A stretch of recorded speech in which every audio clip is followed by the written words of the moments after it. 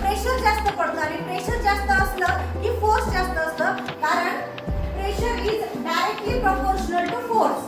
जेवढा प्रेशर जास्त असेल तेवढा फोर्स जास्त असतं. आणि याचं एक अजून उदाहरण बघा, जर 4 मजली इमारत असेल, 4 मजली इमारतीवर पाणी सप्लाय करण्यासाठी सगळ्यात वरच्या फ्लोअरला, 4थ्या फ्लोअरच्या टेरेसवरती टाकी बसवलेली आहे.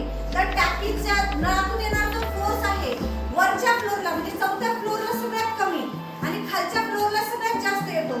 मग आपल्याला असं वाटतं की आपल्यापासून टाकी कमी अंतरावर आहे, जवळ आहे, म्हणजे आपल्याला अगोदर जास्त फोर्स यायला पाहिजे, पण 4थ्या फ्लोअरला कमी फोर्सनी पाणी येतं आणि शेवटच्या फ्लोअरला जास्त फोर्सनी पाणी येतं. त्याच्या मागे देखील कारण हेच आहे, प्रेशर आणि फोर्स हे दोघं डायरेक्टली प्रपोर्शनल असतात. प्रेशर जेवढं जास्त पडेल तेवढा फोर्स जास्त पडतो. मग 4 मजली इमारतीवरच्या शेवटच्या फ्लोअरला प्रेशर जास्त पडतं, म्हणजे शेवटच्या फ्लोअरला पाणी जास्त फोर्सनी येतं आणि